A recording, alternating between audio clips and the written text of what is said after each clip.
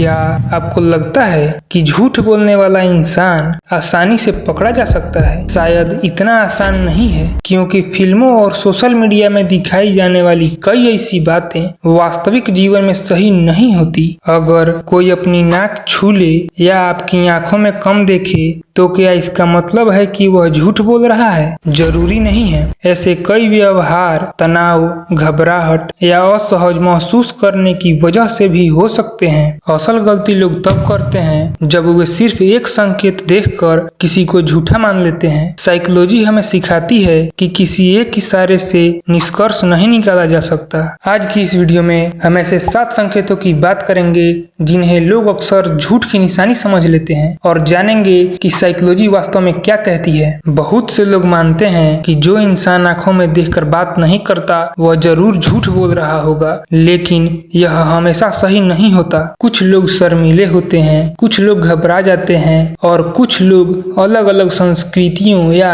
परिस्थितियों में eye contact कम करते हैं। इसलिए सिर्फ आई कांटेक्ट देखकर किसी को झूठा कहना सही नहीं होगा। दूसरा संकेत, आवाज में बदलाव। लेकिन यहाँ भी लोग सबसे बड़ी गलती कर देते हैं। बहुत लोग सोचते हैं कि अगर किसी की आवाज कांप रही है तो वह झूठ बोल रहा है, लेकिन आवाज में बदलाव डर, तनाव, स्टेज फ्राइट या दबाव की वजह से भी हो सकता है। इसीलिए सिर्फ आवाज बदलने से किसी को झूठा नहीं कहा जा सकता। तीसरा संकेत, जवाब में देरी। क्या देर से जवाब देना हमेशा झूठ की निशानी है? बिल्कुल नहीं। कुछ लोग बोलने से पहले अपने शब्द सोचते हैं, कुछ लोग गलत बोलने से बचना चाहते हैं, और कुछ लोग स्वभाव से ही धीरे बोलते हैं। यही वजह है कि सिर्फ देरी देखकर किसी पर शक करना सही नहीं है। लेकिन अगला संकेत ऐसा है जो सबसे ज्यादा गलत समझा जाता है, और शायद आपने भी कभी न कभी इस पर भरोसा किया होगा। अब जो अगला संकेत है उसे देखकर लोग सबसे ज्यादा गलत निष्कर्ष निकालते हैं। चौथा संकेत, जरूरत से ज्यादा सफाई देना। लेकिन यही लोग सबसे ज्यादा गलतफहमी का शिकार हो जाते हैं। मान लीजिए आपने किसी दोस्त से पूछा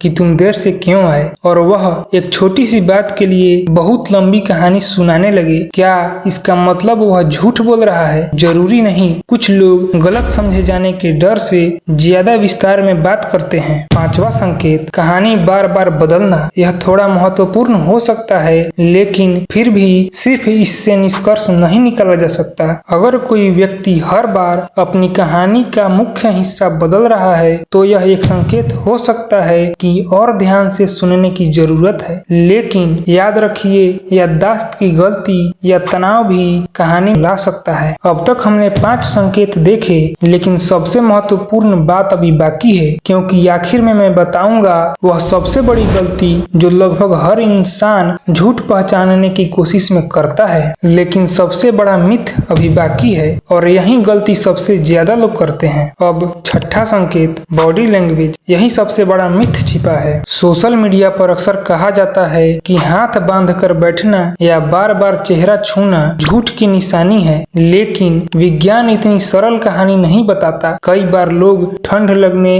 घबराहट या आरामदायक महसूस करने के लिए भी ऐसा कर सकते हैं। यही वजह है कि प्रशिक्षित विशेषज्ञ भी सिर्फ एक इशारे के आधार पर किसी को झूठा घोषित नहीं करते। वे पूरी बातचीत, व्यवहार में बदलाव और परिस्थिति सबको साथ देखते हैं। और अब सबसे बड़ी गलती जो लगभग हर इंसान करता है, कन्फर्मेशन बेस। यानी अगर हमने पहले ही मान लिया कि सामने वाला झूठ बोल रहा है तो हर छोटी बात को उसी नजर से देखने लगते हैं। यानी कई बार सामने वाला नहीं, हमारी सोच झूठ बोल रही होती है, और इसी वजह से अगले 2 मिनट इस वीडियो के सबसे जरूरी हैं। अब आखिरी 2 मिनट में मैं आपको ऐसी बात बताऊंगा जो झूठ पहचानने का पूरा नजरिया बदल सकती है। तो क्या किसी के झूठ को 100% बॉडी लैंग्वेज से पकड़ा जा सकता है? जवाब है नहीं। साइकोलॉजी हमें लोगों को लेबल करना नहीं, बल्कि उन्हें बेहतर समझना सिखाती है। अगर कोई घबराया हुआ है तो वह झूठ भी बोल सकता है और सच भी।